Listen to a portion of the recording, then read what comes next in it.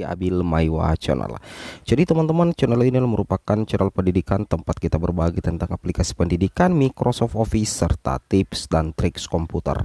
Jadi pada video kali ini teman-teman ya, kembali lagi admin akan berbagi sebuah video informasi yang cukup penting untuk rekan-rekan guru calon P3K guru. Di sini ada informasi penting dari Kepala BKN terkait calon P3K guru, dan tentu saja juga non guru itu jangan senang dulu. Jadi kita simak dulu apa sih sebenarnya pernyataan dari Kepala BKN yang perlu disimak. Baik, jadi informasi ini atau berita ini dirilis melalui media elektronik yaitu jpnn.com pada hari Rabu 23 Februari tahun 2022, yang mana dilansir di jpnn.com teman-teman ya, bahwasanya di sini dikatakan ya, pelaksana tugas PLT ya, Kepala Badan Kepegawaian Negara Bapak Bima Arya Wibisana mengingatkan kelulusan P3K guru dan non-guru bukan menjamin bisa SK. Ada serangkaian pemberkasan yang harus dilewati oleh para peserta. Nah, jadi ketika teman-teman lulus P3K guru ataupun non guru, itu sebenarnya teman-teman akan melalui serangkaian pemberkasan ya. Dan ketika dalam hal pemberkasan itu teman-teman itu menyodorkan dokumen yang tidak valid, maka secara otomatis teman-teman bisa saja tidak bisa mengantongi NIP dan SK. Nah, di sini dikatakan lulus P3K guru maupun non guru bukan jaminan diangkat menjadi aparatur sipil negara. Ini pernyataan dari Bapak Bima Arya Wibisana langsung kepada jpnn.com hari Rabu 23 Februari tahun 2022.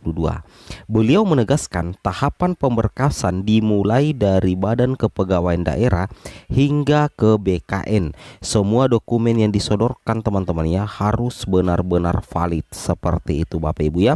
Jadi semua dokumen yang disodorkan ke BKN pada saat kita mendaftar ulang kemarin secara online di SSC-ASN, baik itu unggahan dokumen ataupun scan dokumen yang diperlukan, itu betul-betul itu teman-teman harus bisa menjamin kevalidannya, seperti itu ya, agar nantinya itu memperlancar penerbitan NIP dan SK teman-teman guru P3K maupun non guru P3K.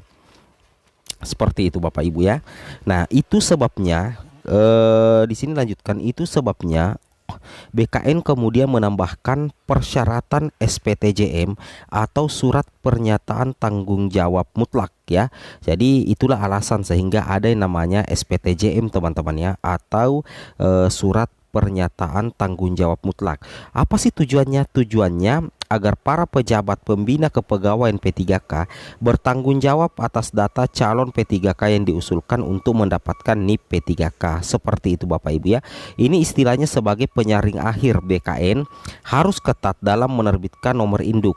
Itu sebabnya butuh support dari PPK untuk menjamin validasi data calon P3K guru dan non guru, tegasnya. Ini tegas dari Kepala BKN.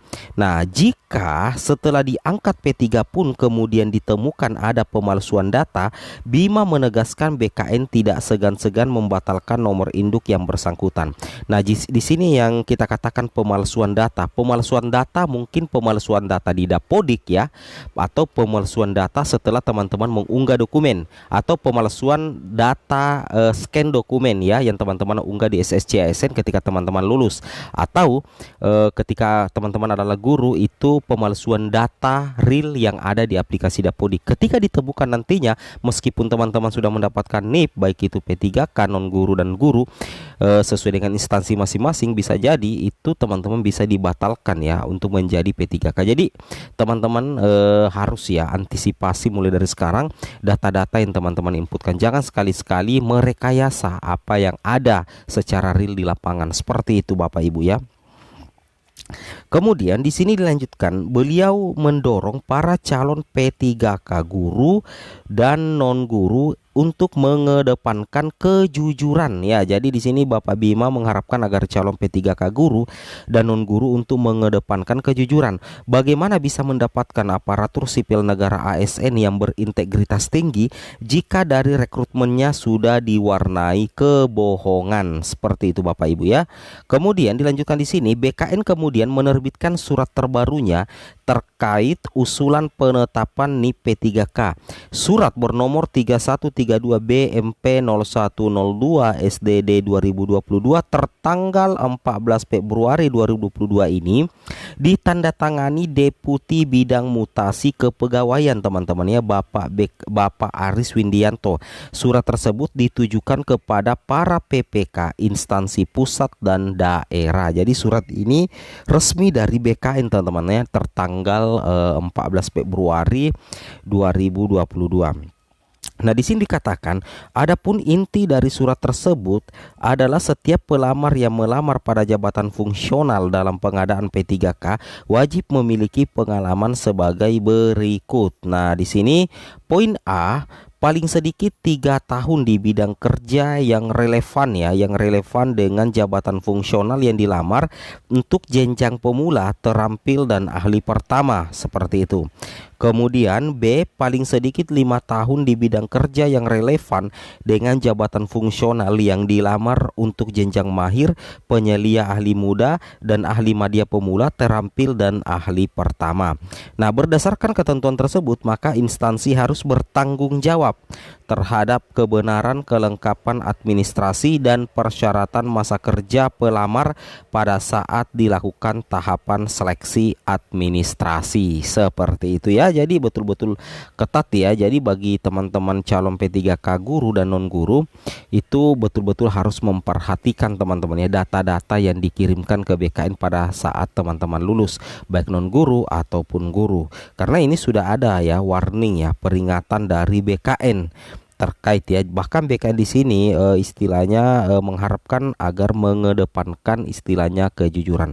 Tapi saya yakin ya, admin pribadi yakin ya, untuk P3K guru maupun non guru pasti semuanya jujur pasti, karena P3K guru dan non guru itu adalah aparatur sipil negara. Nah, seperti itu. Luar biasa teman-teman ya.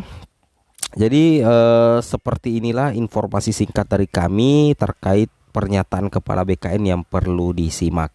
Baik Bapak Ibu Guru, semoga video ini bermanfaat. Assalamualaikum warahmatullahi wabarakatuh.